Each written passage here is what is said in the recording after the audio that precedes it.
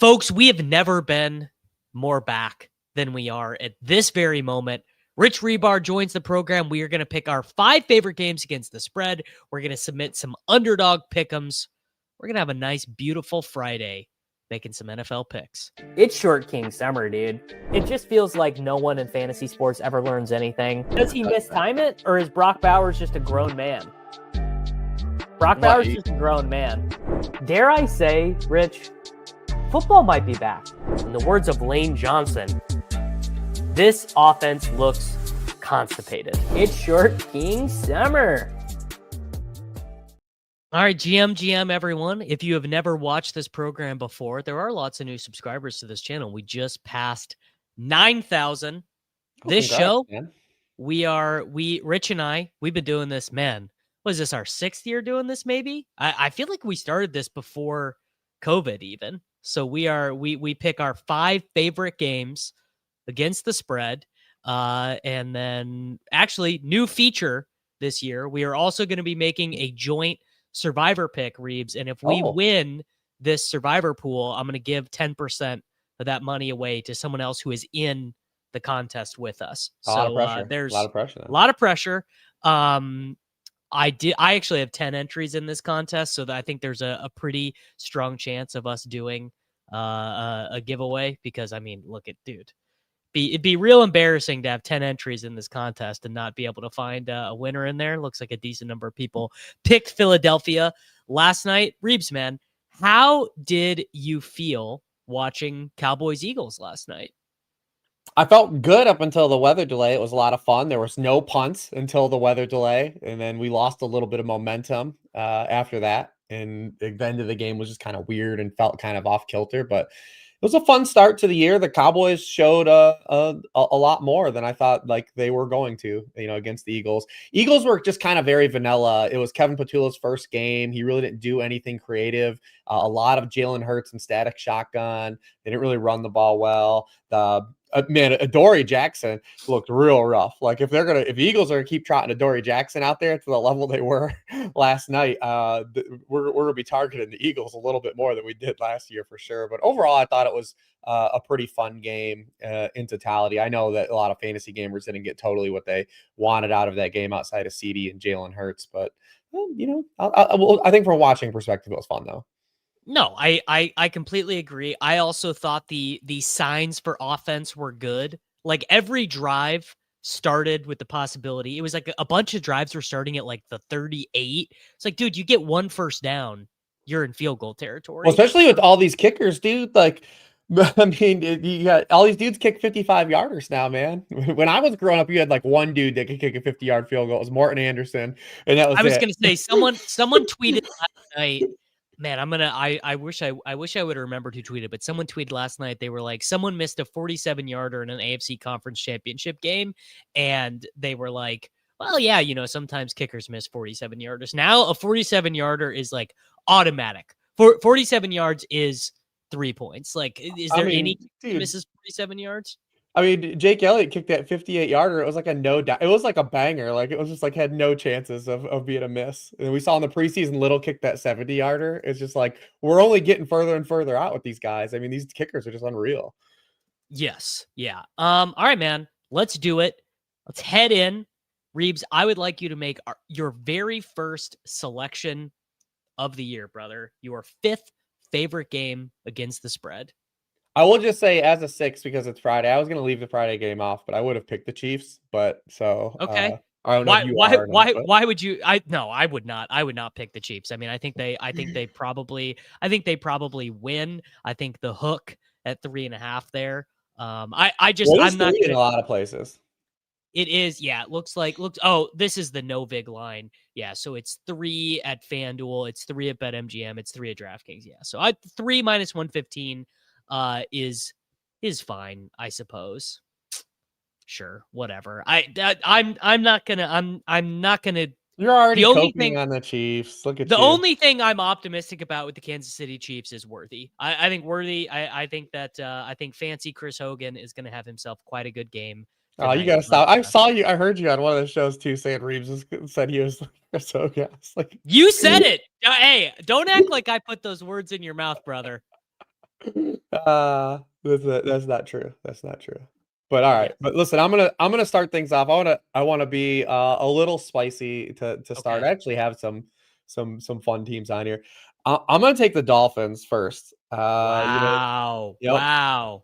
Dolphins vibes haven't been good for the public, but I actually think internally they're not as bad. You hear like a lot of people that from the building, and Taron Armstead was just talking about this too, that they're actually a lot more dialed in, and like Tyreek's actually more dialed in than people are assuming. I wrote that up in the offseason too, that I thought people were kind of overblowing, because the two components that Tyreek had was, he said Jalen Wright should be the goal line back. Like, who cares? Like who cares what he thinks about it? And then Tua was holding him accountable for the end of last season, which is what Tua should do. He's the leader of the team. But we're getting the fastest team in the NFL indoors against a team that's quarterbacked by Daniel Jones as an underdog. And the other thing about the Dolphins is people are talking about this defense and potentially it being not that great. Their front seven is absolutely awesome. Like, they have a top 10 front seven. Bradley Chubb is back. Jalen Phillips is back. They've got Chop Robinson, was really good as a rookie last year. Zach Saylor was really good. They had Matthew Judon. They were already last year without all those guys. They were top 15 in pressure rate. They were 10th in pressure rate without blitzing. Daniel Jones historically has been one of the worst quarterbacks under pressure. 50% of his career throws have been completed under pressure, 5.3 yards per pass attempt. He's taken a sack on 24% of his pressure dropbacks. I think Miami's still going to get home a lot defensively in this game. I think they win outright, and they're going to be fun as like a DFS play too this week.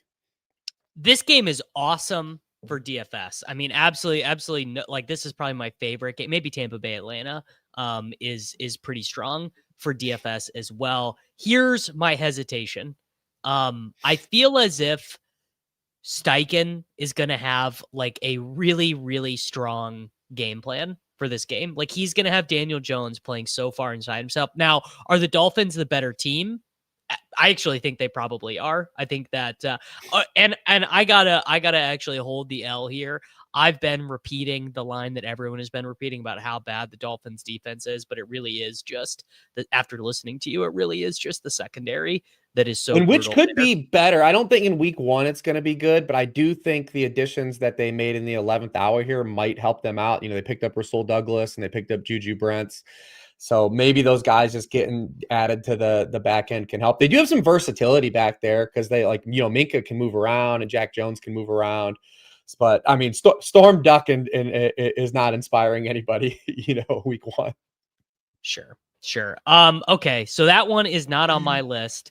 My 5, I have a sense that you're not going to like this one, but I'm taking the New England Patriots minus 2.5 points at home to the Las Vegas Raiders for a few reasons. The first I'm fine with that. I think there is going to be some growing pains for Chip Kelly coming back into the National Football League. I think defensive coordinators are going to throw some things at him that he has not been used to seeing and he's, Chip has had these huge advantages. I'm also buying into this idea that the New England Patriots are going to be like meaningfully improved on offense, particularly when Diggs is healthy. Now, do I think Diggs is going to get there and stay healthy for all 17 games? No, I think their running game should be big time improved, not giving the ball at all to Antonio Gibson. If you just ask Ramondre to do the things he's provably done that are good, and then you've got the pace and space stuff with Henderson. But obviously this is a big vote of confidence in Drake May. Like, I think Drake May is going to become a quarterback that is respected a good bit by the market this year. That is my opinion. It's certainly what are they? It's betting on the come, right? In gambling parlance. Like, I think that if they played this game 2 months from now, this might be Patriots by 5.5 at home against a team like the Raiders. Then you also get the classic. What is this? This would be like the Cousin Sal, Bill Simmons, West Coast team traveling east. Not that it really matters for week one, but I'm doing. And it's also kind of interesting with this game is that the futures markets have respected the Patriots quite a bit. Their total got bet up, which I think is interesting. Oh, yeah. So it was, I thought only being 2.5 here was interesting. I like the Patriots here. I was probably going to try to sell them as one of the potential survivor picks, just because Denver, Arizona is going to be so popular. So popular. And if you look at like Mike Clay does a really great job if you're in these survivor pools where he kind of like charts out like win probability for each team over the 17 games. Now there's gonna be some fluidity in that and it'll change during the season, but the Patriots don't have a higher probable game in terms of winning outright until week 8 after this one. So it's like kind of like, do you want to use them early in this spot for all the things you laid out? And while everyone's taking, obviously Arizona, Denver, and kind of maybe keep them in the pocket a little bit. But I do like this matchup. If you don't think, listen, Josh McDaniels is going to want to score some points in this game on Mark Davis. I know that. Yes, he is. In this the thing that I'm excited about this game from the Patriots hands is just the Raiders defense, right? Like this Raiders defense, they retained Patrick Graham as defensive coordinator, which you really don't see a lot. Usually when there's a regime change, you just bring in all new coordinators. They kept Patrick Graham, but this team has our lowest ranked secondary in the NFL. They also have PFF's lowest ranked secondary in the NFL. Pete just got a bunch of long cornerbacks like he always likes, brought them in a bunch of, they're also rotating in like a whole bunch of cast-offs at linebacker. Jermaine Pratt, Landon Roberts, who's at the Patriots, Devin White. They've been playing Jamal Adams at linebacker. And like, man, I can't wait to see Trevion in space against some of these dudes in coverage. I was going to say, what do you think is Henderson's role week 1? I think it's probably more like like it's going to be similar to RJ Harvey. The touches he does get are going to be conducive to the types of touches that can be explosive in space. Good touches. Yeah, like good touches in space. We're going to see a lot of Ramondre, a lot more than people want to. I do think from a fantasy stance, I could see all the rookie running backs disappointing in terms of week 1 versus ADP where they were. Right. But you didn't draft those guys just to win week 1. It was more of like a big picture type of setting. But I think you can make a pretty good argument for all of the rookie running backs that we're counting on this year to have some pretty like pulling threads on them in week 1. I do think Henderson is interesting though, from like a DFS stance in like a Drake May stack or something, because he's just so cheap. Like he's 47 on FanDuel, which is pretty low for a guy that can turn an explosive. So it becomes a little interesting. On FanDuel, they have the sweat-free millionaire maker. I was going to ask what you're doing with that. Oh, you don't get stuff like that often. So I actually deposited on FanDuel to play for that. And I'm thinking $4,700 Henderson. I'm going to make sure to work him in. But yeah, if you guys, I mean, I am not a partner with FanDuel. I've never wanted to have $750 in FanDuel credits more. Yeah. So FanDuel basically has a contest this week for $5. It's a millionaire maker. You deposit your $750. Whatever you don't win back, you get credited in site credit. So like say you cash for $400, you're going to get your $400 back. Yes. It's such a big deal. I didn't even get site credit. I deposited real American dollars to then turn them into site credits on FanDuel in the future. Jake, that is the angle there. All right. So that was my 5, Reebs. What is your 4? My 4 is the Pittsburgh Steelers. And it's just because it's Jesus Christ. They've been really good in season openers under Mike Tomlin. They're 11-6-1. They're 7-1-1 against spread as a favorite. That's 3rd in the NFL over that period. It's less than a field goal now.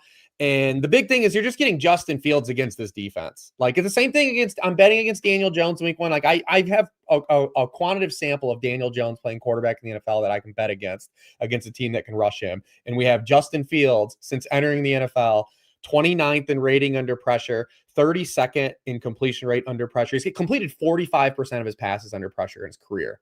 5.8 yards per pass attempt. That's 25th in the NFL. 4% touchdown rate, just 20th. He's taken a sack on 28% of his pressures in his career. 36th in the NFL.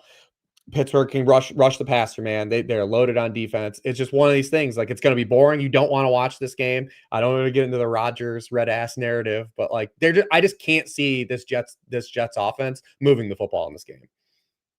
Easy to deposit $750 when you're going to be able to turn it into site credits. I got absolutely no issue with your analysis. I get it. I get it. It's just like I don't even want to think about this game existing. I want to. I'm not going to play Breece Hall in DFS. I'm not convincing myself into Garrett Wilson. I'm not doing any of this. I have no interest, and I just want to pretend that it doesn't exist. My number 4, Hribar. Again, I'm very curious your thoughts on this. The Los Angeles Rams -3.5 points at home to the Houston Texans. To me, I feel like this is such a prove it spot for the Houston Texans. Brandon Thorne has them as the 32 out of 32 offensive line. I don't know. Do you guys do offensive line stuff at sharpfootballanalysis.com? We do like preseason rankings of the offensive line, but we don't do like updated analysis. We do have some stats though during the year. We added not the old school Sharp Football stats, but we have newer stats that you can check out on the sites that's going to keep track of like all the pressure rating stuff and all those things you can check out. But this offensive line was literally built by King Moonracer, so bad, this offensive line. So the offensive line is terrible. The Rams got those 2 huge hits on their defensive line with the rookies last year, which is quite lucky for them. Now, the Texans do have an awesome defensive line. Like, they are going to be able to get after the passer. Like, we know that is true. I also think that some of their big advantages, though, like how good like Stingley is and stuff, are not as strong of an advantage against McVay and against these two guys. Like, there's just realistically, there's nothing you're doing with Devontae Adams or Puka Nacua. Those dudes are getting open. It could be Revis in his prime. It doesn't really matter. And the Texans, I'm not expecting to have any run game. Like, I'm expecting this to be like 41% success rate, 3.3 yards per carry with Dameon Pierce, Nick Chubb, kind of just 3 yards in a cloud of dusting. And slot demon Christian Kirk not going to play. not playing. Are Higgins and Knoll ready in week 1? You're going to see way too many Xavier Hutchinson snaps that anyone's ready for. Yeah, Xavier Hutchinson. Like, who's going to – people are going to be like, wait, Justin Watson is on the Houston Texans? I missed that free agent signing completely, right? So it's – Braxton Berrios. Wait till Braxton Berrios logs. He's hurt too. He's hurt too. Yes. So he's injured. He's injured as well. So what's going to happen is this is like a 47 drop back game for CJ Stroud where no one's open. It's a 47 drop back game. And I just like, it's just, to me, it just seems like quite a bad spot, quite a bad matchup for the Houston Texans. So I've got the Rams at home -3.5. Obviously the concern you have is, well, how healthy is Matthew Stafford? I think he's probably good to go. The line is suggesting to me he's good to go. And it looks like actually the unabated screen is messing with me here because it really is 3. You can get it at 3 at DK, -115, 3 at Caesar. So it's 3 everywhere. So Rams are -3, I think is quite strong. This game is one of my favorite minis to Nico Collins and Devontae Adams. I don't think either team's going to really run the ball well in this game. Game script might allow the Rams to just stick with the run, but I don't think they're going to have any success, running. Obviously we saw the Texans defensive line. They were just so good against the run last year. I just don't think we're going to get any kind of explosives out of Kyren Williams. It's not going to be a great efficiency game, probably more of a volume game for him. But I love Adams because he's going to inherit that role that Cooper Kupp had, and it kind of unlocked him last year moving to the Jets and playing over 50% of his snaps in the slot. And that's where we attacked Houston last year. They were 6th in yards per target and 6th in touchdown rate allowed to outside receivers, but to slot receivers, they were 21st, and they allowed the highest touchdown rate in the NFL to slot receivers. We also lose Demarcus Robinson, who led the Rams in end zone targets. We know Devontae Adams can kind of slide into that role too, and that's where he's made his money in the NFL too, is in the red zone. I really like, he also was one of the guys that dusted them up. He had 91 yards and a touchdown against Houston. He had 54 of those yards in the touchdown from the slot as well in that game. He's kind of getting overlooked in week 1 because he's in kind of like that nebulous pricing zone where like just not a lot of people are paying for wide receivers there. But I really do like him a lot in DFS this week because I do think it's going to be a high drop back game for the Rams too. I don't think either team's really going to run the ball efficiently in this one. No, I would doubt it. Okay, that was my number 4. Reebs, what is your number 3 game? My number 3 is the Buccaneers, and it's just because I think they have enough left. This is my 2. Okay, they just have enough left talent-wise, and I'm really concerned about this spot for Atlanta's offense moving off of 2 starting offensive linemen. Obviously, one they lost in free agency in Drew Dahlman. And then losing Caleb McGrary against this just really aggressive Todd Bowles defense. I mean, the Buccaneers were 2nd in the league in blitz rate last year. This is a Todd Bowles staple. It was a very small sample with Michael Penix, but against the blitz, he was really bad. He was 31st amongst all qualifying quarterbacks in completion rate, 24th in yards per pass attempt. it's just, and then in the run game, like this is just a terrible matchup for this run game. First of all, Tampa Bay was awesome against outside zone last year, which is all the Falcons run. I mean, Bijan Robinson had 61 more outside zone rush attempts than the next closest running back in the NFL. They played the run against Atlanta well, really both times last year. They were 6th in yards per carry allowed to running backs. They were 4th against outside zone. And what's funny is if Vita Vea doesn't even play, they actually allowed fewer yards per carry to running backs with Vita Vea out of the lineup, and that was 112 running back rush sample last year. So that might not even help his cause either if Vita Vea doesn't play Bijan Robinson. I think Drake London's going to get a ton of targets in this game, but I just don't think that this offensive line is in a really good spot to combat what Todd Bowles wants to do. And on the other side of the ball, it's going to be a big Bucky Irving game, and they still have Big Mike and Igbuka to kind of float them on offense. So under 3, I still like this. Short home dogs, though, in division games early in the season sometimes are a trap. So that'd be like the one kind of pushback. It is, but the Falcons are coming in kind of one of these tough spots where they lost their right tackle, which normally you lose the right tackle and it's okay, but Penix is a lefty, so that's his blindside tackle. And I wonder if it almost is going to force a little bit of an identity change for the team. You and Evan were talking about this when we did our main event, that Caleb McGreary is this awesome run blocker, like one of the best road grading tackles in all of football. Brandon Thorne moved the Falcons from his 11th best offensive line to his 22nd best offensive line with the loss of Caleb McGreary. I think that the interior pressure the Vita Vea is able to generate is obviously going to be pretty big. More than anything, the reason he probably won't play. I mean, he's not trending not to play, but they added Hassan Reddick as well. I know Hassan Reddick. Yeah, and they like I said, they actually played the run better without Vita Vea on the field. I have the splits if you want the McGreary splits and the Dahlman splits if you want them. Yeah, give me those. I want to pull up some of the Penix data because I think it is fairly interesting. Like, again, this is a dude with 114 dropbacks. He did have 10 big time throws, which seems like you're like, wow, 10 big time throws. 7 of them were against the Carolina Panthers, aka the literal worst defense in NFL history. Most points allowed by any defense ever. 2 turnover worthy plays. Like, basically, I'm looking at his accomplishments last year. By the way, not a young player, by the way, Michael. This is what we want for DFS, though. We want a dude that's just going to push the rock and have to drop back because those pick sixes or turnovers turn into fun game scripts. Like, this is the Jameis corollary. It's why people want to play Flacco to open the year, right? Like, it's what Flacco's done the last 2 years. Yeah, 100%. I completely agree with that. I think this is a super fun DFS game, but I just think Tampa Bay is likely better.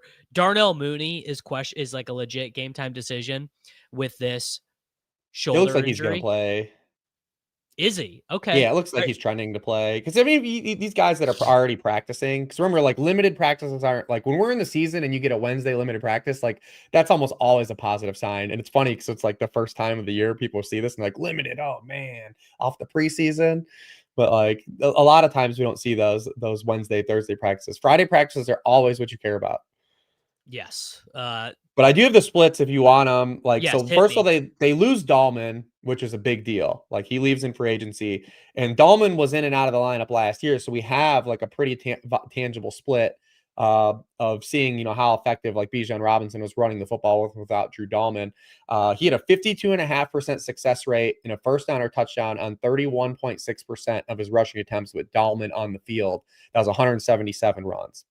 He had 127 runs with Dahlman off the field. He had a 44.9% success rate, and he had a first down or touchdown all the way down to 20.5% of those runs. Now, when you think about McGreary and what they want to do, because Zach Robinson just wants to run outside zone.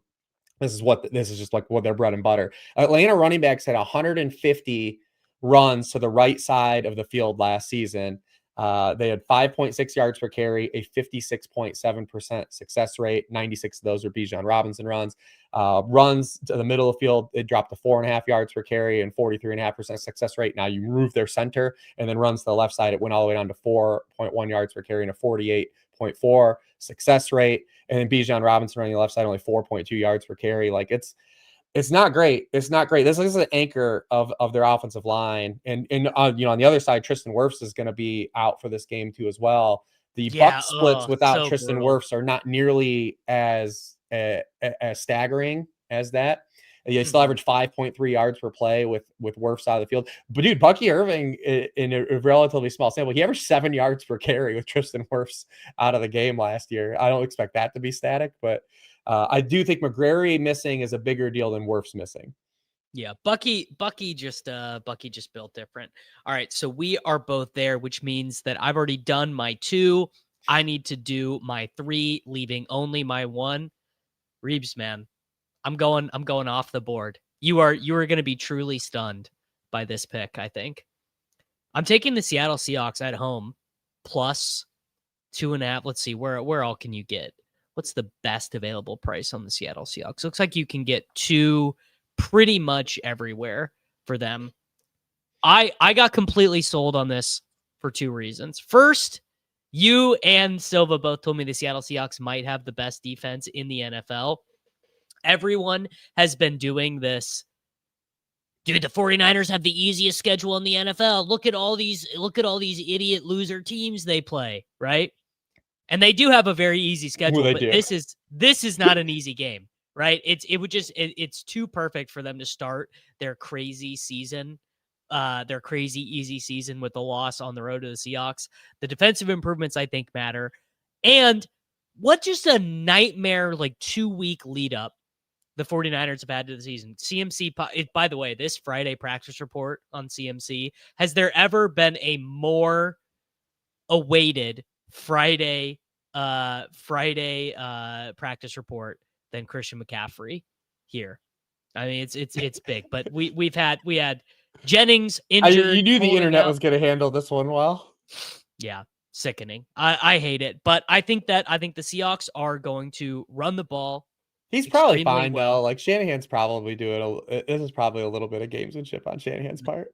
I hope you're right. I have a crazy stat here for the 49ers as well, which is that they shed $250 million of future cap, what would you call it? Cap obligations, salary cap obligations this offseason. They willingly went into this season knowing, all right, we're going to pay Brock. We're going to try and get out of this albatross of Brandon Ayuk's contract. CMC is going to be done after this year. And there's going to be a new generation of 49ers football after this season. But to do that, it's going to be a little bit of a year of pain. Seahawks kind of did the opposite. I think that first off, second year under Mike McDaniel, I think this defense is going to be absolutely flying. I think this team is going to run the ball incredibly well. And it's so interesting because Ken Walker is a low success rate running back, right? Because he's always trying to hit the home run. But I think a lot of what we learned about modern NFL is success rate, perhaps a little bit overvalued, particularly with teams so aggressive going for it. He's also a fit for the outside zone Kubiak scheme. Big time. He wants the drift. He wants to get a tarmac and then take off. Pick his spots. He runs himself into outs, but that's a style of play. Well, that's what I was about to get to. Is it was not that long ago that Clint Kubiak led the Saints to score the most points in 2 games that any team scored last year. They were favored against the Eagles in their week 3 matchup. And it was Clint Kubiak who was supposed to be the hot offseason head coaching hire. Everyone decided, everyone on the Saints got hurt and it totally His son's now the OC in San Francisco. He's not calling plays. It's still Shannon, but Clay Kubiak is now there. Wow. I mean, there's more Kubiaks. They just keep coming. You meet one Kubiak, one Shanahan, and you have a job in the NFL for life. But I am as my number 3 game, I'm taking the Seattle Seahawks plus 2 points at home against the San Francisco 49ers. I don't hate it. I was a little surprised that they were just favored, to open this, just being because in Seattle, but maybe Darnold's first start, you get some weirdness, but the 49ers have so much turnover on defense and there's a chance it could come together. Right now, their oldest starting player is Fred Warner, which is crazy. He's 28 years old. They have flipped this over. It's a big youth movement. They brought Robert Saleh back. So there's a chance this could get going and they could be a lot better defense than where we left off a year ago. It's probably going to take some time to gel. There's going to be 5 rookies at least logging significant snaps for this defense. They're going to start Marcus Sigel at safety. He was a 5th round pick this year. Upton Stout's going to be their nickelback. He was a 3rd round pick this year. They used their 1st round pick on Mike Williams. He's going to start. And then we'll see CJ West and Alfred Collins rotate in on the defensive line. And we're probably going to see Nick Martin also play at linebacker. So 9 and 5 is going to be 6 rookies. They're hoping to get that Robert Saleh can kind of revitalize Bryce Huff, who had his, best little spurt of his early career with Saleh, with the Jets. But it's probably going to take some time to get together. They're going to face a team that's going to try not to make mistakes. And these teams know each other, right? Like Saleh, Kubiak, like all these teams know. This is a huge under game too, because this is a Sean Hockley game as well. Who called the most penalties in the NFL and called the most offensive line penalties in the NFL last year. He also called the most personal fouls and unsportsmanlike conducts, and the NFL has already kind of put that mandate out this year. Like, we're going to call a bunch of these dumb penalties. So this, by the way, I'm totally, I want this on the record. It's a good thing you brought this up. I want to say this on the show. I'm totally pro the taunting penalties being called only on defensive players. Keep drives going. Give offenses a free 15 yards. Yes, please. Whatever you have to do to make scoring go up, please do more of that, Goodell and all of your associated friends. Yeah, I think when I came down to it, I probably, if I was playing this line, it'd be more towards the under than taking a side. But I do, like you, was like kind of lean Seattle if I'm going that direction. Yeah. Okay. Reebs, that was my 3. We did my 2, which was aligned with yours, the Tampa Bay Buccaneers. So we need your 2, and then both of our favorite pick.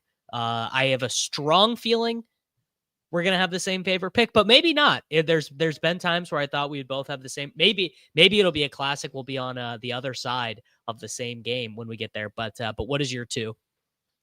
Yeah, my 2 is probably definitely not going to be in your card. It's the New York Giants plus 7.5, full touchdown.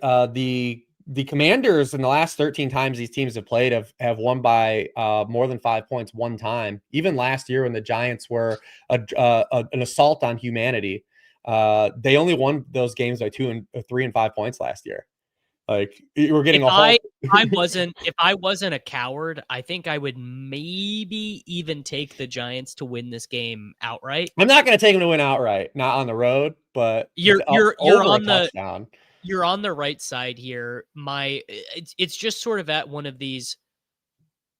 It's just one of these spots where you can be totally right. Everything you predicted for the game, you get all the individual matchups right, but then one of the teams has Jaden Daniels and the other one doesn't, and then so you get crooked that way. But I think this is totally the right side. This Giants defensive line is insane. I think they're going to be much more efficient on the ground than they were. Say whatever you want about him. Russell Wilson is better than the quarterback group that the Giants were rolling out last year. Malik Neighbors is an incredibly good player. The Commanders are older and ricketier than you think. I think they're really going to struggle to run the ball probably in their first game without Brian Robinson Jr.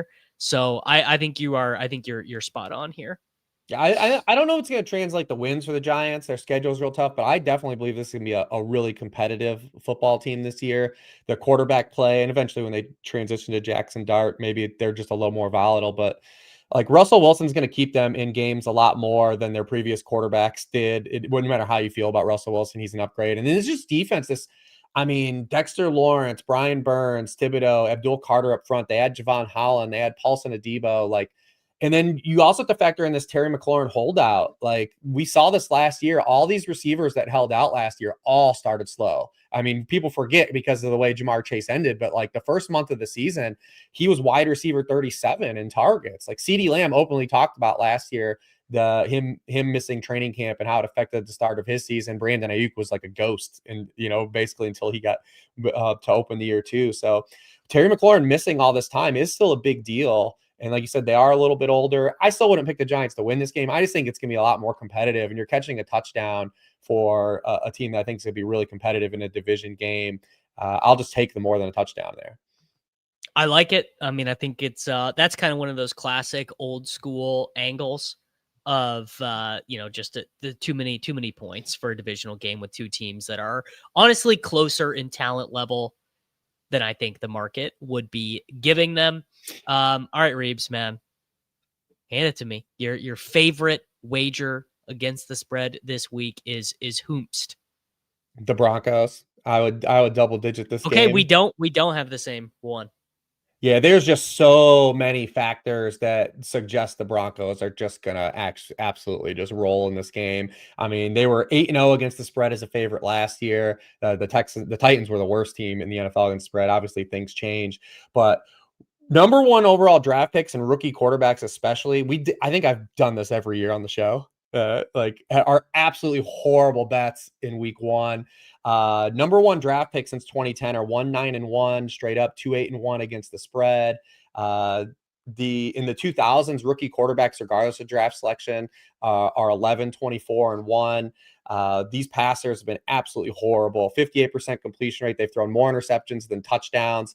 Last year, Caleb Williams was one of the guys that got a win, but Will Levis kind of got the win in that game. I remember the Bears scored a defensive touchdown, and that was when Brian Callahan literally called like kind of Will Levis an idiot after the game. Mm-hmm. But Bo Nix and Jaden Daniels were trash in week one last year. They only threw for 4. Those 3 quarterbacks last year, Caleb Williams, Jaden Daniels, Bo Nix, they combined for 4.4 yards per pass attempt in week one last year. None of them threw a touchdown.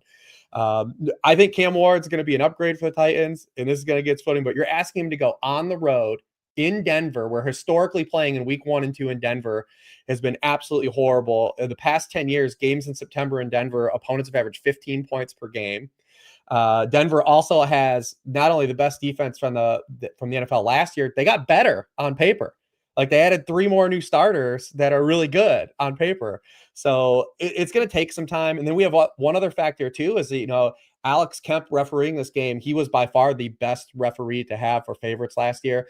Favorites were 16-1 with him last year. 13-4 against the spread. Denver actually was 3-0 as part of that with him. So I'm on the Broncos here. I did tease this game, and I should say this isn't something you should always do, because if you've seen what books are doing to teases this year, not great. Like we're going to long live for the days of like a -135 or a 150 at one point. But I did tease this game with the Eagles down and luckily escaped that. So I took it down. So if you might want to play around with it a little bit, but I still think that you could outline this to double digits, and the Broncos are just going to roll here. So, I mean, I think you're totally right. It just feels like a lot of points. I just am kind of buying on Cam Ward. Maybe that makes me a smooth brain. And you're so right about the first game stuff. Like it's just so hard.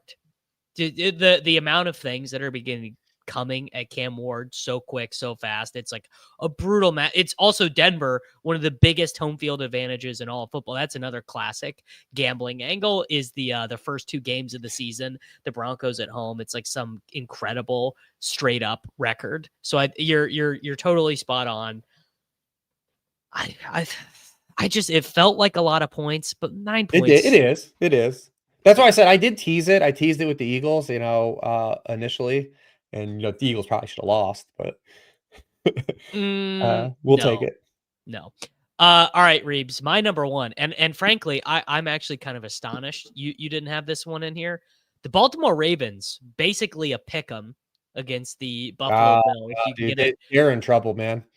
I'm in trouble? Yeah. Dude, okay. Patrick Ricard and Isaiah Likely being out for this game is massive for them. It's not great, but the Baltimore Ravens last season, the best team in football by like 50% over everyone else in terms of yards per play. Lamar was the best quarterback in the NFL in EPA plus CPOA composite, all that stuff. Like Lamar Jackson was doing video game nonsense against every team last year. The Buffalo Bills do not have an improved segment of pass catchers at all. I mean, maybe they're able to get something a little bit extra out of Elijah Moore or Curtis Samuel that they weren't able to get last year, but like they had to re-sign Gabe Davis. Not great on that front. Like I just think the Ravens are basically, it's so funny. I basically think the Ravens are the best team in football. I think they'll be the most dominant running team. I think so too. I mean, their defense is better. Yeah, and their defense was not good last season, which is kind of interesting given that the history of the Baltimore Ravens has mostly been a defensive identity. And the only sin that Lamar Jackson has ever committed was being the same age as Patrick Mahomes. That's really the only thing wrong that he's ever done in his National Football League career. I just want to buy on the Ravens. Like I think the Ravens are going to do video game numbers again on offense, and maybe the Bills are able to mitigate that by playing their heavy personnel packages and just running and keeping Lamar off the field and stuff like that. That works. I mean, I think that is a strategy that you can do, but it's going to be very few games under 3 points where the Ravens are not going to be my top selection in a given week. Yeah, I'm a little worried about this just because, like I said, structurally what the Bills were able to calibrate against the Ravens last year. I mean, Sean McDermott made great adjustments from the first matchup to the second game. So if you remember the first game when the Ravens just mopped them, I think it was on Sunday Night Football. I will never. First off, I'll never forget that game for 2 reasons. The first is I had a 10-pick streak on Underdog for $1,000 going, and I had Josh Allen higher passing yards. He didn't even get close, and Dorsey, the offensive coordinator, lost his goddamn mind when the Bills finally got a smidgen of momentum and called a trick, like pitch play back to Josh Allen in the middle of a successful offensive drive where Josh Allen hurt his hand. He just lost his mind. I'll never forget it. But yes, continue. Yeah, so the Bills under Sean McDermott historically, they want to play a lot of sub package, a lot of nickel base. Use Milano and Bernard in coverage and let those guys kind of like free roam. The Ravens, if you remember in that game, this is where they switched it up. This is when they started to kind of play around because they were playing around with like their personnel a little bit up into that point, and then this is when they started to play heavy football. And they're like, hey, if you want to play sub package against us, and Milano was even out that game, they were like, we're just going to play heavy and you're not gonna be able to stop us. And in that game, Sean McDermott played really passive. They blitzed Lamar Jackson only 25% of his dropbacks. That was his 4th lowest blitz rate that he faced in a game. He only faced man coverage on 16% of his snaps. The Bills just sat in quarters 42% of the time. Now, last year, teams that just tried to play passively against Lamar Jackson got absolutely diced. It wasn't even a contest. I mean, you look at him against zone coverage last year, the highest rating in the NFL. He threw for 10 yards per pass attempt against zone coverage last year, completed 73% of his passes. But when teams did aggressively play Baltimore, because they just don't have a lot of, outside of Zay Flowers, a lot of really good, options in the receiving game, no matter what you think about Rashad Bateman being kind of underrated or not, like he's just not a guy that is stacked like a lot of production. But Lamar Jackson, when he was blitzed against Cincinnati, he went down to 26th in the NFL in yards per pass attempt. Sean McDermott looked at that first game and came back. The Bills played man coverage on 43% of the dropbacks in that playoff game. It was the highest rate they played man coverage in a game that season. They blitzed Lamar Jackson on 39% of his dropbacks. That was their 2nd highest rate in a game of season. The only guy they blitzed more was a Drake May game earlier in the year. And in that playoff game, Lamar against the blitz was 3 of 9, 2.4 yards per pass attempt with an interception. When the Bills did play zone coverage and didn't blitz, Lamar went 10 of 10, 12 yards per pass attempt with his 2 touchdown passes. Now, how does Sean McDermott approach this coming out? Does he try to run back that success? Because they can now be a little more aggressive, because if Ricard with likely being out, you can't play as much 2 tight end stuff. And with Ricard being out, you can't play heavy rushing. You can't play those heavy downs. So Ricard last year was massive in this matchup. With Ricard on the field last year, Derrick Henry he's kind of massive in every matchup. He's like a secret superstar for them. Dude, with Ricard on the field in this matchup last year, Derrick Henry ran for 7.6 yards per carry. Do you not think they'll call up this fella Lucas Scott? I mean, maybe he is just as good and it won't matter, right? I mean, Ricard. So I think obviously the thing that Ricard, and I'm not a scout, so I couldn't say this, but the thing that Ricard offers is that he is a relatively strong, like pass catcher. Like he can, like he can move with the ball. He's scored touchdowns in his career or whatever. This fella, Lucas Scott, I mean, this is the stuff of like a football movie is going to be made out of this. But he attended Army West Point. He played a bunch of different positions for the team. He was he was a right tackle, he was a right guard, he was a tight end. He's played all these different positions. So I guess he really is more like a swing tackle than anything else. Maybe he's a little bit small. It'll be cool then. So you know what it's gonna be like? There's because this is a primetime game, there is for sure gonna be a Carson Steele-esque like personal interest segment that the producers have about this fella, about Lucas Scott. So be ready for that. But DeAndre Hopkins is gonna play a lot of snaps in this game. Or Devontae Walker. I don't think we know the answer to that yet. I'm being dead serious. How much does DeAndre Hopkins have left in the tank, bro? Well, it's week 1. He might have the most right now. Also, just another point I wanted to make, just because I am going to push back on you. There's one other thing I would like to make here, which is Charlie Collar. I know it's never happened for him in the NFL. He was legitimately good. Well, he's a good run State. blocker. He was a good pass catcher at Iowa State. I think likely, like, the ability to stay in 12 personnel is pretty big. Also, who's the tight end that they're going to call up? Maybe that's worth noting. Some guy I've never heard of, Zaire Mitchell-Padden. But I would bet they play a lot more 11 in this matchup than they did last year, because they'll have Zay will be back on the field for this matchup. Sure. Yeah, I don't know. I think that seems like, how much 11 can you really play when you're the Ravens? That's yeah. Well, but probably like 45%. Last year they were like 25%, so it's going to be probably more like 40 to 50%, maybe even a little higher in this game if the game script's just kind of weird. But this game always this game's all about like the first quarter, right? Because it's all about the Ravens. If they get to start playing downhill, that's where their strength is. And if you get in a situation where Lamar just has to straight drop back where you can blitz him and you're able to not keep Derrick Henry off the field, like that's the recipe.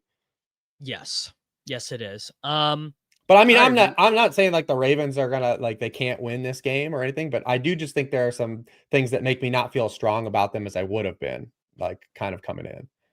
You can't scare me because I can't read. Yes. Also, as Michael notes, it's the Ravens. The wash wide receiver is always going to play. That is pretty much how that works. The Ravens are going to find a way to get Odell Beckham Jr. Or whoever. But I do think it's going to be probably a grosser game than people think too, though. Yes. Yeah, I think a lot of people would anticipate this being a high scoring back and forth affair. I mean, that's not the way the Bills want to play. And I guess it's not even really the way the Ravens want to play either. The Ravens like to put their foot on your neck. Getting Jair Alexander, Malachi Starks. Josh Allen threw for 6.2 and 5.8 yards per pass attempt in these two games last year against Baltimore, and it was not even that great of a iteration of the Baltimore defense.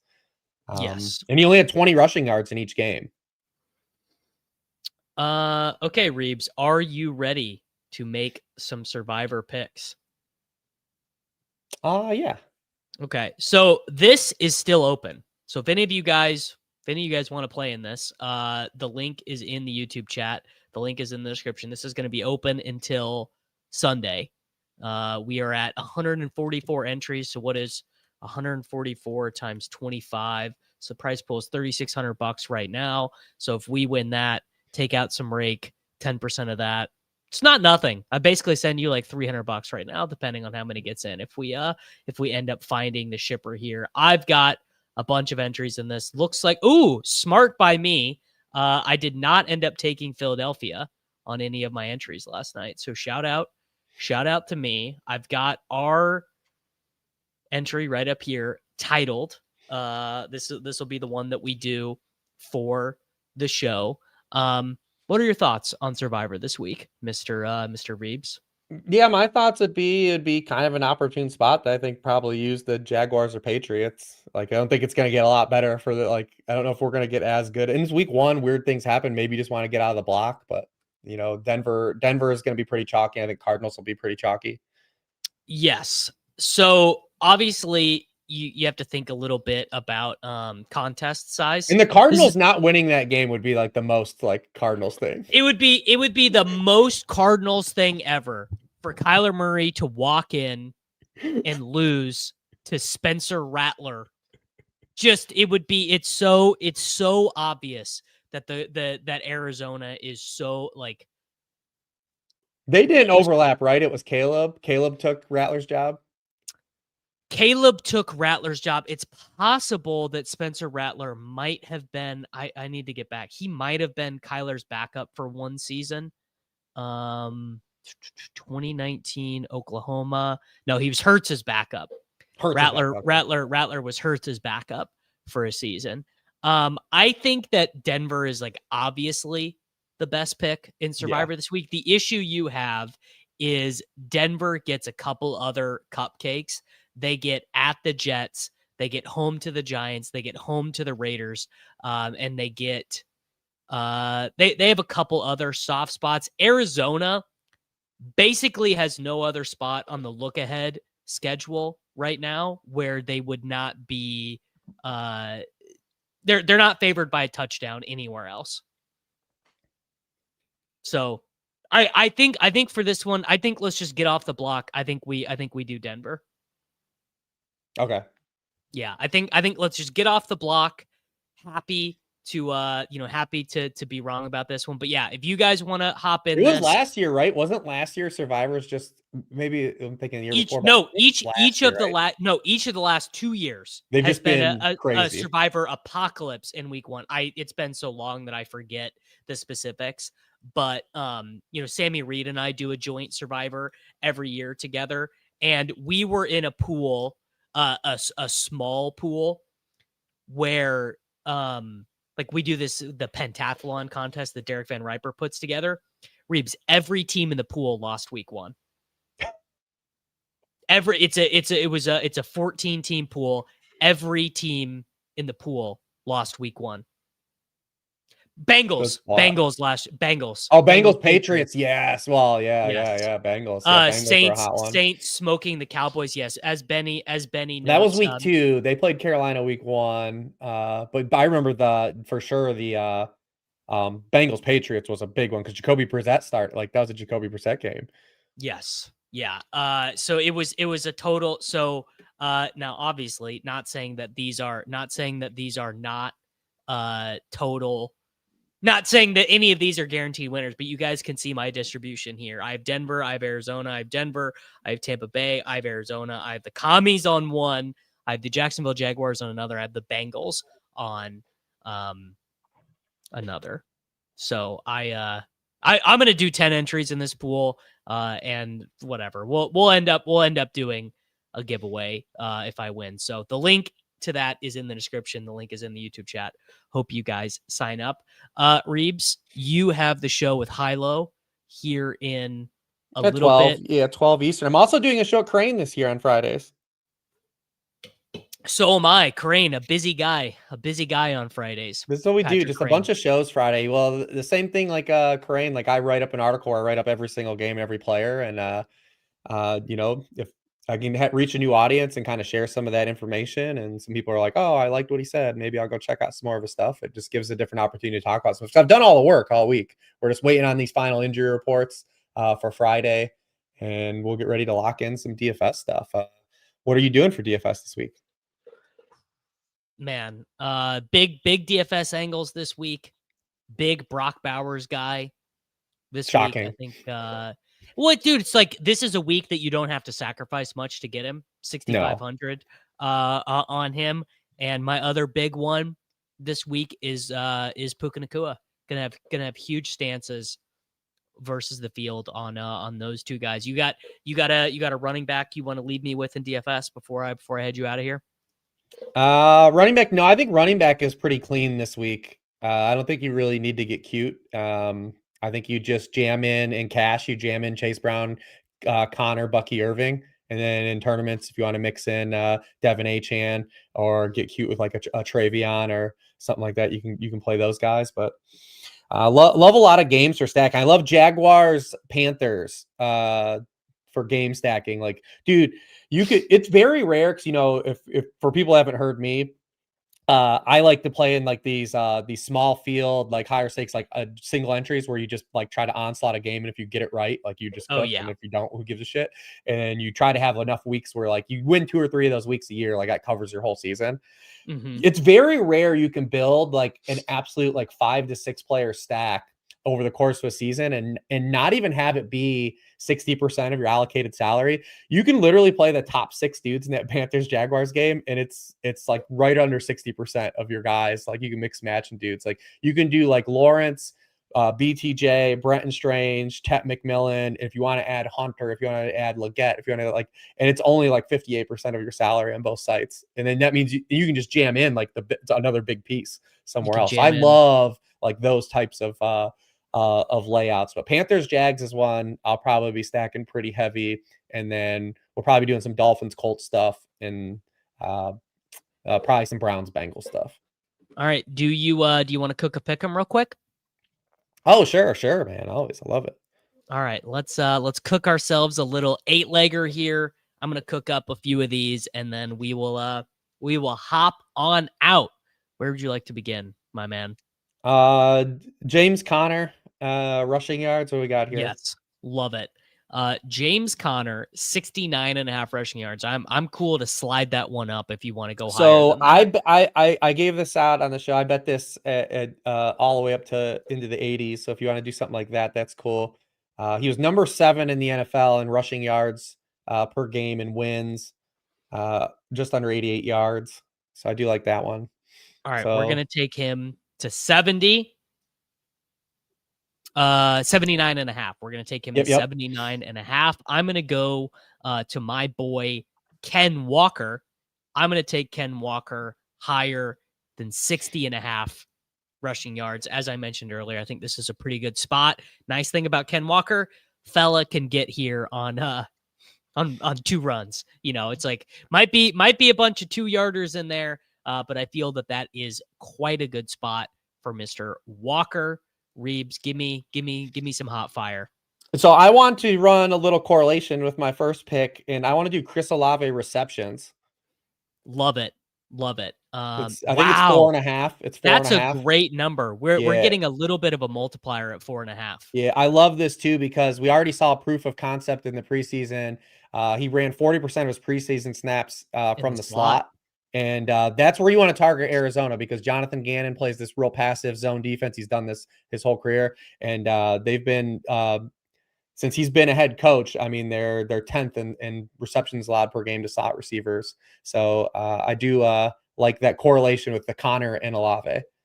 Yeah, I think that's pretty strong. I like that one a good bit. You know what?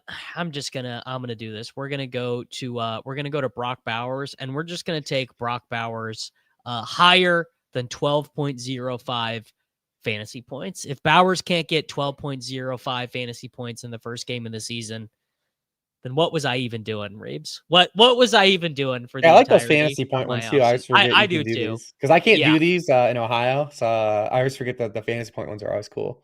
There you go. You know, we can live vicariously, but I like the Bowers fantasy points because obviously, you know, he can get there in many different ways. And come on, dude, he's Brock Bowers, 12.05 fantasy points. Did you know he won 2 Mackey Awards? He won the MF and Mackey twice. The only player to win it twice. I literally did not know that. Why does Silva should be the biggest Bowers fan of all time, bro? He won the MF and Mackey twice. That's they should have gave it to him again last year in the NFL. They should just gave it to him again. They should, yes, yeah, they should have. Is there an NFL award for most badass tight end? Probably not. There should be though. Okay. There we go. Let's go off the board for a little low number here. How about Brenton Strange receiving yards? Brenton Strange receiving yards is at 28.5, or his receptions is 2.5. Well, I like both of those. Let's do. If you just take it, I mean, you probably can't do nothing to take it to 30, where it's even a good multiplier. Oh, you might even, you could be surprised. 34.5 is 1.07. We're gonna do receptions. The tight ends are so easy to get there. Let's go. What's the Sunday night game? Sunday night game. Oh no, we're gonna do Puka. I'm actually gonna take Puka up to 79 and a half. So we are at a nice respectable number there. REEBS, do you want to do your memorialized pick, Jahmyr Gibbs, longest rush? I guess we could start the year there. What do we have for what can we correlate with Strange? Do we have anything Ted McMillan wise that looks pretty fun? Oh, we could do that for sure. We could do Ted Arroyo. His stuff is pretty high. Yeah, they bumped him up pretty high. They're showing a lot of respect, which I don't think is unearned. No. But that is more respect than I expect. What about Igbuka? His might be a touch lower. Yeah, Igbukas are a good bit lower. If Well, that does you know who anything you for could always take, and I'm very curious to see the ownership because Ibuka is going to be like the points per dollar play for everyone this week. Mm-hmm. But Big Mike's going to cook, man. Big Mike, like I'm very curious to see. Let's do Big Mike. How about a touch? You want to do Tud? You want to do? Oh, we can do points. Let's just do a Tud. Let's just do a Tud. Big Mike Tud. And then our final one. I'm actually going to do something. I'm going to do something grosser. We're going to do Josh Jacobs to score a Tud. And then I'm going to do my new thing this year, guys. I'm going to be doing a lot of flexing. So here's what I'm going to do. I'm going to do standard at first. I'm going to do $5 on the standard for James Conner, 79.5 yards. Ken Walker, 60.5. Olave, 4.5. Bowers, 12.05. Strange, 2.5. Puka Nacua, 79.5. Mike Evans, higher, 0.5. Josh Jacobs, higher. I'm going to click reuse No unders players. here, baby. No unders here. No, come on, unders, bro. Unders. We are not doing that. And then for $7, I'm gonna do the flex. So I'm gonna confirm. Oh, okay, I gotta wait 30 seconds to it. I do like that feature. What is it? I'm not familiar with it. Oh, so if you do that, if you go to reuse a slip to do what I just did, you do it as a standard and then you do it as a flex. It makes you wait 30 seconds to do it so that you don't accidentally put through the same thing in the DFS Pick'em entry twice. Okay. Are changes coming for you in Ohio? Are they gonna? Who knows, man? But so I don't know if you know this, but if you follow baseball still, are you still following baseball at all? Yes, Emmanuel Class A. And, Luis Ortiz, they both got kind of popped for this like first pitch ball thing. First pitch. So the governor in Ohio is like mad because like the Guardians have been like terrible since this happened. They lost both those pitchers, and like he's trying to almost reverse like gambling. He's trying to get stuff taken away, but he's not going to win that for the public just because he's trying to get sports betting and pick'ems taken away.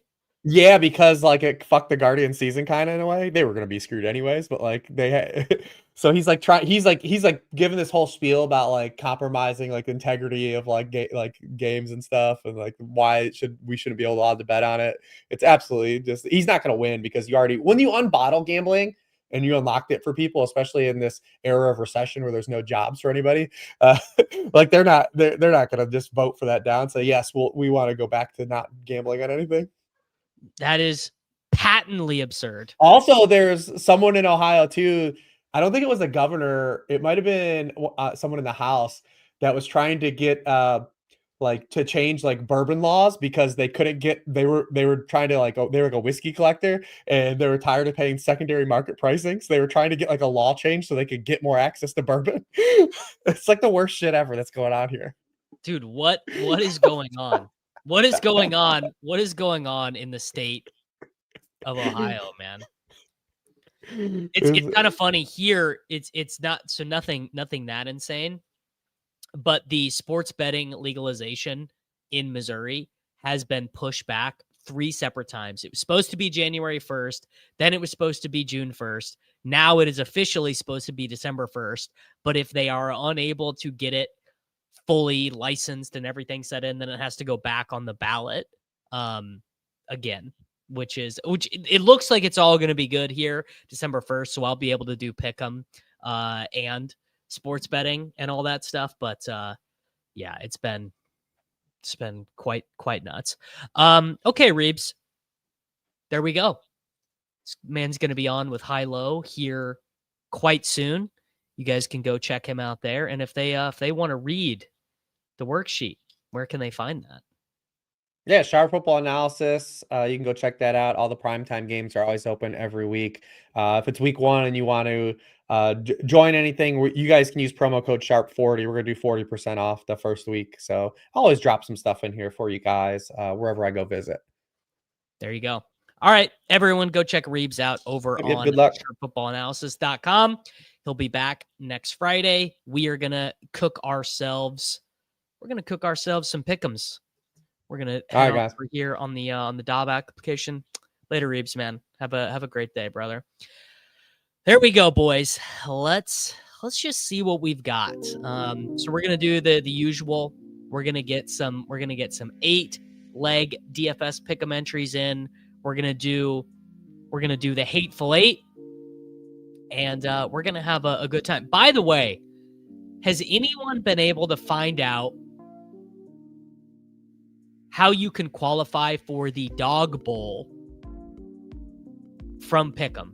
Because I know when they dropped the video, they mentioned that it was possible to do the Dog Bowl via Pick'em, but I've not been able to find out how to do that. All right, first thing we're gonna do is we got to do the Hateful Eight first. So that is a key element here. So let's go ahead and begin. With Cincinnati and Cleveland. And let's just break everyone's gosh darn heart right from the beginning. First off, let's do Andre Yoshivas lower than 22.5 receiving yards. Just going to look for some of these inflated spots. Austin Eckler rushing yards lower could be really strong. 24.5 receiving yards. I do not have 8.3% of Javonte Williams. I very sadly do not. You know what? Let's go to the DFS Pick'em tab over on Unabated. I do not. Well, I still have an affiliate partnership with Unabated, but they are not sponsoring the program this year. So I'm just gonna see if they have anything going on for us over here. Check the old Cardi stuff. Very soon, payouts from the Best Ball Summer program on the Gladiator should be coming out very soon. Not that I am. How do I? Oh, there we go. Blitz, authorize, continue with Google. I should still have access to these, but I guess I don't. I don't know. Maybe Cardi kicked me out. Reload to access your projections. 3.6 yards per carry for Javonte Williams and Miles Sanders with the red zone fumble, taking the week 1 Jaden Blue L, but leaving the Cope light on. Hard agree. I am still leaving the Cope light on as well. I think that obviously Javonte Williams played better last night than we thought he was going to. But it's not like Javonte Williams did not look like, Eric Dickerson out there. I remain relatively unconvinced. My card calculation percentile says 97%. That means that you basically were one of the most diversified drafters in the whole of fantasy football, Steve. Okay, we have Andre Yoshivas lower than 22.5. I like that. We are going to take Austin Eckler lower than... Actually, we're going to take Chris Rodriguez lower than 27.5 rushing yards because I am not fully buying this idea. We are going to go... A lot of different ways to go here for the old Hateful Eight. You know what? Let's go Trey Tucker lower than 20.5 receiving yards as well. Yeah, Jaden Blue absolutely would have housed that Miles Sanders run. That getting chased down by a guy wearing 53 is crazy work. He played well in part. Yes, the Dallas offensive line played awesome. Imagine if a speedy rookie. I will say Jaden Blue, obviously not what you would call a vision player, I don't think. All right, we have Trey Tucker lower than 20.5 receiving yards as well. That should be good on that game. Let's go Carolina, Jacksonville. Who do we want to hate on in this game? Are they do they let me take they're not going to let me take the lower on a touchdown there. Don't love that. We could do lower on receptions for Hubbard, lower fantasy points. Let's do lower than 75.5 scrimmage yards for Chuba Hubbard. Oh, this one will be easy. What is Aaron Rodgers passing yards? Aaron Rodgers passing yards lower was featured in the very first ever Hateful Eight that I did with Mr. Nez. Nez, if you're watching, you're more than welcome to come on. I don't know if you're here, brother, but Aaron Rodgers, yes, 203. That's very low. That feels too low for me. Miami, Indianapolis. We'll take Jalen Waddle not to score at 0.7. I also wish there was a Rico Dowdle receiving prop. So that is 5. Tennessee, Denver. Let's take. Can I take Calvin Ridley not to score a touchdown? Calvin Ridley not to score a touchdown at 0.67. Detroit, Green Bay. Let's take David Montgomery not to score. How about that? David Montgomery not to score a touchdown. And then we'll go.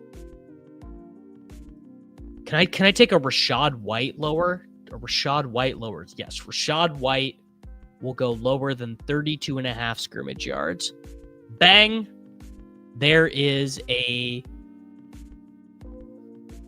Ooh, this is a good one to toss in. Easy to score 2 touchdowns when Jalen Carter leaves before the first play. Honestly, I'm gonna keep it real with you. I do not believe this right now. I'm having a hard time believing that Jaden Blue will seize and dominate the Cowboys' backfield, because at the end of the day, Jaden Blue did not seize and dominate the backfield entirely. Obviously, at the University of Texas, Austin, still was giving up work to CJ Baxter. All right, let's submit this one. Does $10 get me? Yeah, we'll do. We're flexing it. We'll do 15. There you go. All right, so the Hateful Eight is displayed for you guys on screen. Let me make the timestamp there. The Hateful Eight is Andre Yoshivas, lower than 22.5 receiving yards. Chris Rodriguez, lower than 27.5. Trey Tucker, lower than 20.5. Chuba Hubbard, lower than 75.5 combo yards. Jalen Waddle, lower than 0.5 touchdowns. Calvin Ridley, lower than 0.5 touchdowns. David Montgomery, lower 0.5 touchdowns. Rachaad White, 32.5 rushing plus receiving yards, lower. Ooh! Diami lower is really good. Well, let's see if we could just do. We got to do this. Diami Brown, lower than 20. Oh, let's do Diami Brown lower than 2.5 receptions. And can I do a Travis Hunter higher? Let's do a Travis Hunter slide higher than 59.5 yards. And then let's add. What's like my favorite one this week? Let's add a James Conner touchdown into this. There we go. So we'll do that one real quick. We'll toss 10 on that. That's a Diami Brown. Yeah, Diami Brown super lower. That's an extra hateful for the boys there. Okay. Next one we got to do is I want to do a super slide from some of my favorite DFS plays. So the first thing I want to do is I want to slide Judy up to 79.5 receiving yards. I want to slide, where's Joseph Flacco? I want to slide Flacco up to 300 yards. We'll get Flacco up to 300 yards. I want to get Bowers up. What's a good Bowers? Let's get Bowers up to 79. No, let's get Bowers up to 89.5. We already did Connor on one. Let's get Jonathan Taylor up to. Ooh, no. Here's one. You guys are probably gonna hate this one, but this is one of my biggest angles in DFS this week. Let's get Tyreek Hill up to 100. Wow, that gets us to 44.5. We need a fifth. Igbuka, I'm not wanting. We'll do an Igbuka slide next.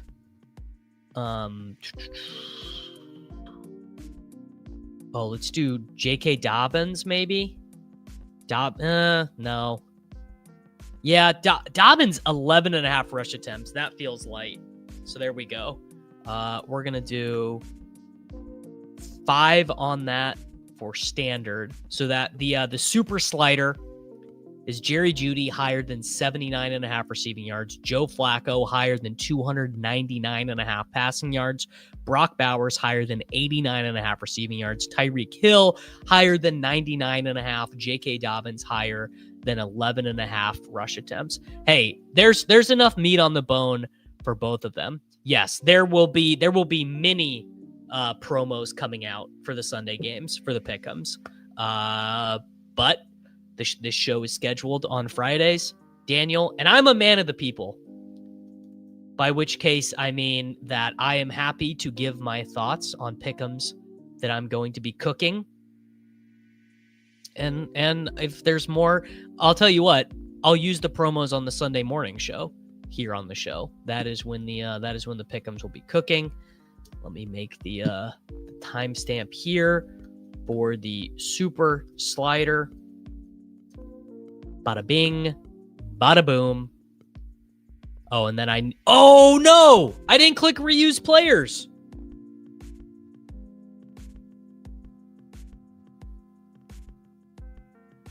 Oh, idiot. Can I get it from the live tab? No. Okay. I'll do this later. I'll do that on my own time. Okay. Let's do all touchdowns. So now we got to do, Nez and I did this one. Hilarious reaction to 30 seconds of clicking. True. Okay. Let's do all touchdowns. All right. So I would like to take Drake London to score a touchdown against the Tampa Bay Buccaneers for sure. I would like to take Chase Brown to score a touchdown against the Cleveland Browns. I don't love anyone in Las Vegas, New England, honestly. BTJ to score a touchdown against the Carolina Panthers. James Conner, that one just feels inevitable to me. We're going to do Jonathan Taylor to score a touchdown against the Dolphins.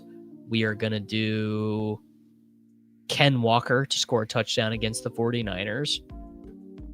For sure, going to do my boy Puka Nacua to score a touchdown. How many is that? That's 7.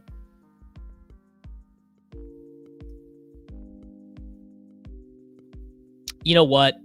We're living a little, boys. We're doing Brock Bowers.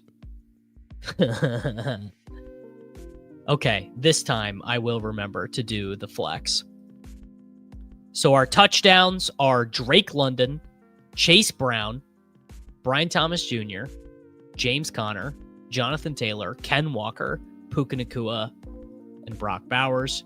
Gonzo not playing for New England. Bowers is going to go berserk. Genty is a guy to add to a slider, actually.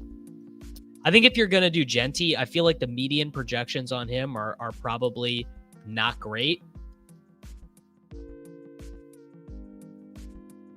So I feel like that if you want to do a Genty, I feel like that's a spot to get away from the median. Like, I think a really interesting thing in week 1 is we know that the medians are going to be wrong about so many of these guys. And if the medians are wrong, that means that you should be going, one direction or the other. Yes, the DFS show with Pat is going to be on the 4for4 channel again this year. So Neil Orfield is going to be on that one as well. And they have a new host, Mr. Squirrel Patrol, one of the most winning players in daily fantasy sports history, will also be on there. All right, let's cook. So I believe it is true now. Okay, reuse players. Thank you, Davis. Now let's do the flex. So I believe it is true now on Underdog that you can like win like up to like 3,000x your DFS pick'em entry. I'm not sure. So there are some states where you can do the prediction markets stuff, where you could do the team stuff. I do not have access to that yet in Missouri, but all that stuff is coming soon. So I just want to see if this is true. Let's just do Genty all the way up. Genty to 149. We'll do Trevion Henderson to whatever. Trevion Henderson. Yeah, there you go. Look at that. 358. Ooh, can correlate ATL leveraging if Mooney plays or not. I like that. This is just very funny to look at. Let's do I'm not gonna enter this one, but I'm just curious how high you can actually get it to go. There you go. The max entry multiplier has been reached. 5,000. You can get 5,000 times your money on Underdog Fantasy. Isn't that nuts? That's one of the most nuts things I've ever heard. All right, we gotta cook a truly outrageous one. Let's go Tyreek to like an outrageous number. We'll go Tyreek to 149. Let's go Jonathan Taylor on the other side of that game to an outrageous rushing number. What is the most yards Jonathan Taylor has rushed for in his career? Jonathan Taylor PFR. The most yards that Jonathan Taylor has rushed for in his career is 253, 218. Okay. So Jonathan Taylor to 159. Oh, they won't even... The Tyreek Hill receiving yards has been removed, bro. Tyreek Hill receiving yards. Give me that slider. So we are at a 400x multiplier right now. Oh, I didn't share my screen. It's probably bad. Here you go. Shaheed Slider is a site credits ass pick. All right, so that right there, so that's $1 to win 409. What else? What do we have? What can I slide with Shaheed? 3.5 receptions, 4.5 receptions. Now let's go. What can I get Shaheed? Oh, you can only get him to 99. Shaheed to 4.5 receptions. Is that worth looking at? Shaheed to 4.5. I mean, this right here is crazy. I mean, I honestly don't believe in Shaheed enough. There's got to be a better one. Imagine how tilted you'd be if Jonathan Taylor did it. Ooh, Shaheed longest catch. That's kind of fun. What about? Oh, I know what we'll do. We're sliding Puka. We're sliding Puka to 129. See, they're going to keep doing this to me. Jonathan Taylor. Sliding. Max sliding Jonathan Taylor. Spicing it up. There you go. All right, we're going to bet I'm putting $2 in on these. These are truly like we are just joshing around right here. This is like entering the Pomeranian but Superflex right now.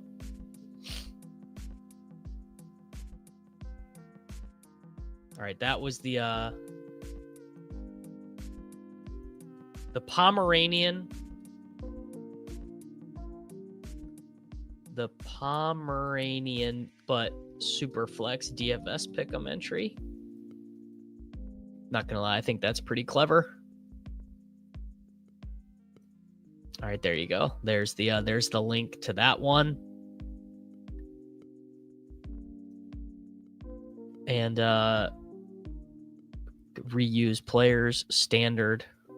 Put a buck on that one. $2,436 for $1 to generate Tyreek Hill higher than 149.5 receiving yards, Puka Nacua higher than 129.5, and Jonathan Taylor 159.5. All right, now we need to do another 8-leg all median.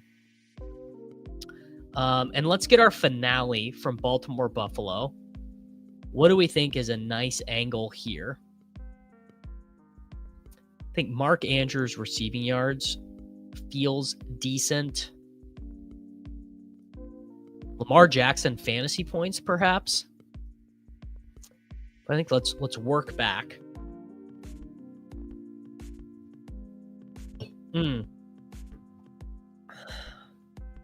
I'd like to take some tertiary Bills players lowers, perhaps.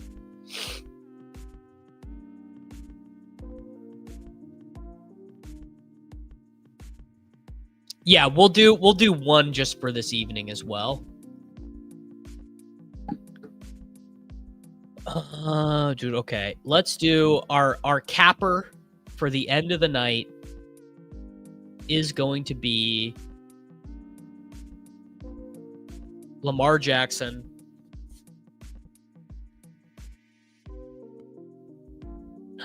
Let's do. I'm kind of stuck here. Let's do Josh Palmer lower than 29.5 receiving yards.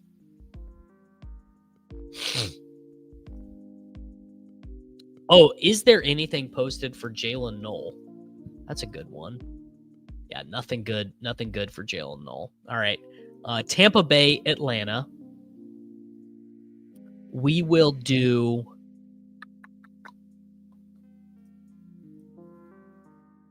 Well, let's do a slide down.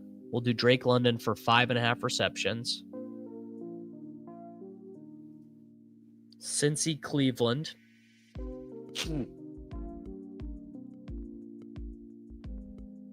I kind of like some of the Jerome Ford lowers. Let's do Jerome Ford lower than 47.5 rushing yards. I like that one. Giants lowers might be good too. 56.5 rushing yards for Tracy feels a touch high. 19.5 for Scattaboo also feels a touch high. Let's do Noah Brown lower than 20.5 receiving yards.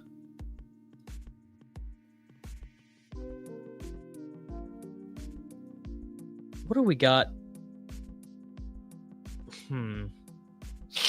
Jalen Warren, 53.5 rushing yards. Caleb Johnson lower could be good. Johnny Smith lower could be good.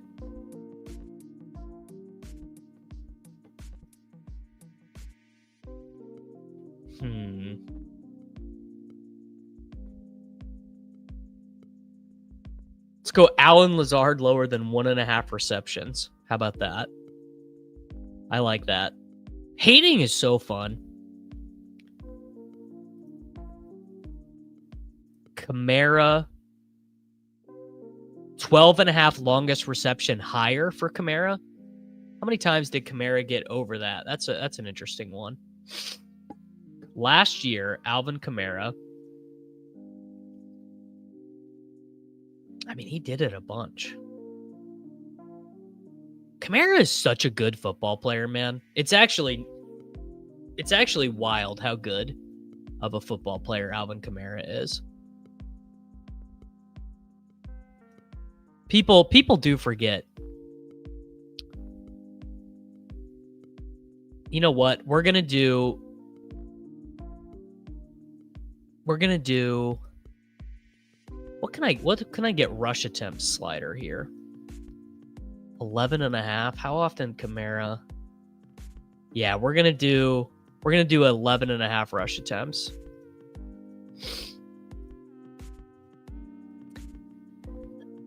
Easy to think Kamara is good when you're doing pick'ems on site credit.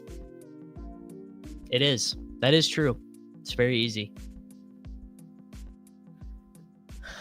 All right. Miami, Indianapolis. 6.5 rush attempts for Dimes, huh? Man, 3.5 receptions for Tyler Warren. That's a higher. That's a higher. All right, we're at 7. Okay. Detroit at Green Bay. What do we have? Oh, we haven't looked at my boy Golden yet. 8.85 fantasy points. Wow. Dontavian Wicks. 17.5 receiving yards, huh? All right, there you go. That's how we're ending it. We're ending it with a Dontavian Wicks. Easy to take Dontavian Wicks. Hires on site credit. All right, if this one wins, let's put 10 on this one. If this DFS Pick'em entry wins, I'll give $100 away to someone who comments on the video. So if this one wins, I'll give $100 away next Friday to one of you guys. Let me put that in the description. We are at 131.0. Giveaway DFS Pick'em entry. All right, so if this one wins, one of you guys gets $100. Joshua Palmer, lower than 29.5 receiving yards. Drake London, higher than 5.5 receptions. Jerome Ford, lower than 47.5 rushing yards. Noah Brown, lower than 20.5 receiving yards. Alan Lazard, lower than 1.5 receptions. Alvin Kamara, higher than 11.5 rush attempts. Tyler Warren, 3.5 receptions. Dontavian Wicks, 19.5 receiving yards. So if this one is a shipper, one of you guys is going to get $100. I will just I'll just PayPal you. When they have a contest, they give the influencers credit way before that, brother. Way before that. Okay, last thing that I need to do with you fellas is to let you know that if you want to get another giveaway in, please hop into the Splash Sports Survive the NFL Season for $25K league. Obviously, we are not going to fill it at this point, but if you hop in here, it's $25 to enter. It will be, all the money is into first place, assuming that there is going to be some kind of chop or whatever. There is a link to that in the description of this YouTube video. There's a link to that pinned into the chat. We would love to have you. And to be eligible to the giveaway for this contest, which is that if Reebs and I's entry wins this contest, I will give 10% of that away to one of you guys. So whatever that ends up being. But please enter into that Splash Sports contest. Also, obviously, one of the things that you guys should know about entering into this contest is that the Swolecast is also sponsored by the Splash, so you'll be able to play in the there you go. Yes, currently right now, if you won this contest, you would have Best Ball Mania paid for next year. But I appreciate all of you guys. I am going to go record the 4for4 show with Karain, Neil Orfield, and Squirrel Patrol here in a second. 2 p.m. this afternoon, I will be doing the Splash Sports. Yes, the 4for4 show is live. I'll be doing the Splash Sports show with Soccer Dave for Swollies Only this afternoon over on that channel. But I love all you guys. I appreciate all you guys. Make sure that you hop into the Splash Sports contest. Hope to win that that giveaway pick'em shipper. Make sure you like the video. Make sure, actually, one more thing that I got to show for you guys. I do not know why. I think it was probably because I messed up the releasing this video yesterday, but the week 1 game by game preview with Jacob yesterday is just not doing that well in the YouTube algorithm. So if you missed that, Jacob and I went through, every game on the main DFS slate, projections, ownership, sims, all that stuff. So go check that out. Now I can get out of here. Like the video, subscribe to the channel for daily fantasy